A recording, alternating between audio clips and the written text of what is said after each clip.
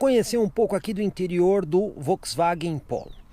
Também temos aqui volante multifuncional, mas diferente do Argo, os botões ficam apenas na parte frontal do volante, nós não temos botão atrás. Os únicos botões que nós temos atrás são aqui os pedal shifts para interação com o câmbio automático.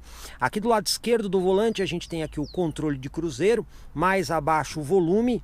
Do lado direito a gente tem os botões de acesso ao computador de bordo e até mesmo interação com o smartphone, e aqui mais abaixo para troca de faixa. A gente vê aqui um painel bem mais tradicional e clássico. Isso porque existe o Active Info Display para o Polo Highline, mas isso é um opcional. E como não está disponível, a gente só fala do carro que nós estamos avaliando. Dessa forma a gente tem um painel bastante clássico aqui. Liberando aqui a ignição do carro, a gente tem menus bastante simples aqui nesse painel, né? Então nós podemos acessar aqui o computador de bordo, que tem as funções principais, como velocidade média, tempo de viagem, percurso, autonomia e consumo médio, ou ainda informações do sistema de navegação. Caso você tenha aqui já programado algum destino, ele vai te mostrar os últimos destinos.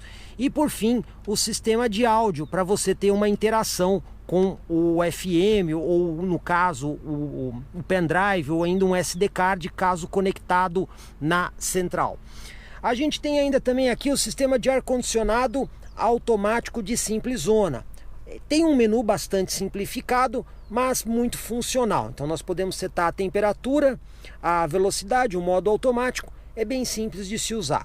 As saídas de ar, elas ficam muito desalinhadas no Polo. Então nós temos uma saída de ar aqui nas extremidades, em cada uma das extremidades, e aqui a saída central fica muito abaixo, então elas ficam bem desalinhadas. Isso por quê? Porque nós temos uma central multimídia aqui nesse carro. Essa central também é um opcional. Essa central a gente já viu antes, tá, pessoal? Aqui nós estamos falando da Discover Media. Então, se você tem uma Discover Media ou já viu uma Discover Media em outro carro da Volkswagen, é exatamente igual. O que mudou?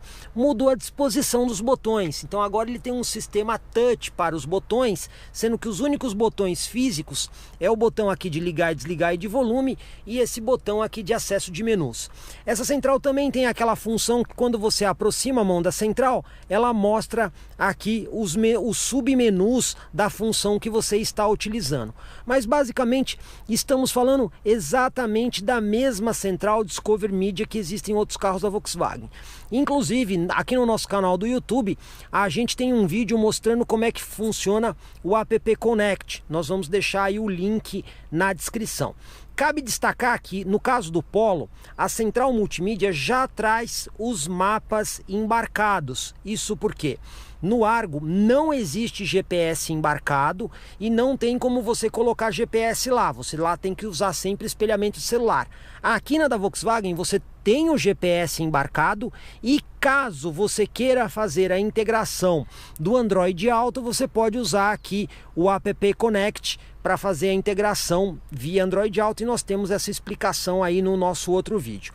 Mas outra coisa que a gente também tem que destacar aqui no Polo é esse suporte de celular, que é exclusivo da Volkswagen. Aliás, a gente encontra esse suporte em outros veículos da Volkswagen.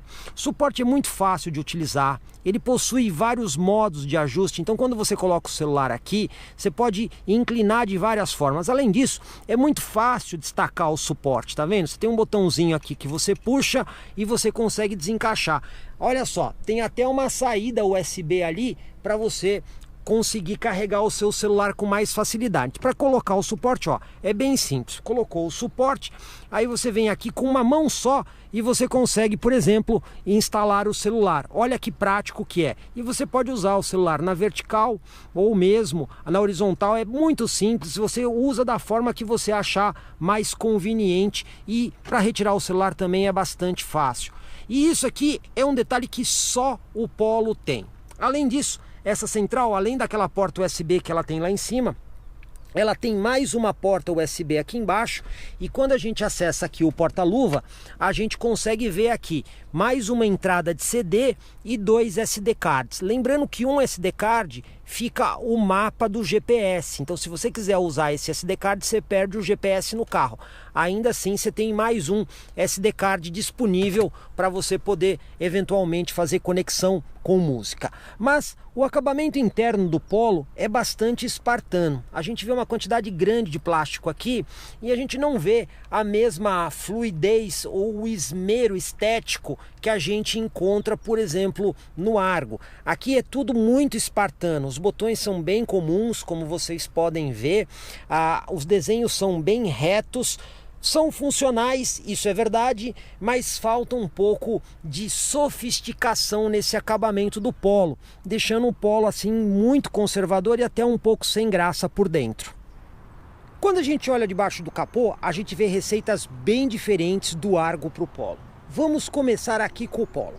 O Polo vem equipado com o já conhecido motor 1.0 litro, 3 cilindros, turbo, flex com injeção direta. Agora, um esclarecimento importantíssimo. Muita gente fala que esse aqui é o motor do Up TSI. Olha, isso é uma tremenda bobagem. Isso por quê?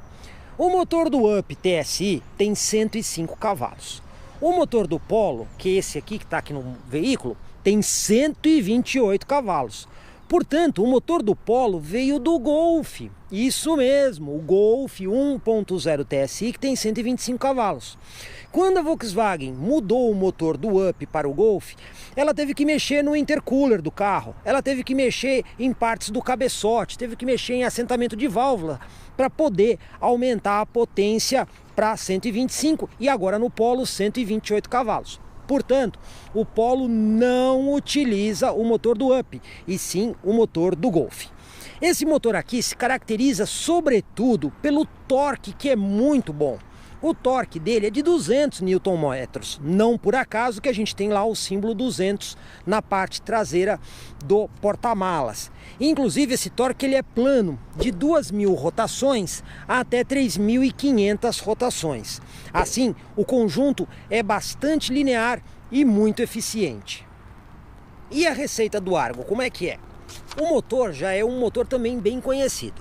Trata-se aqui do e-Torque Evo, motor que a gente já viu, por exemplo, dentro do Renegade na versão Flex, ou ainda na picape Toro também na versão Flex. Então, estamos falando aqui de um motor 1.8 litros, 16 válvulas, Flex, sem turbo e com injeção indireta.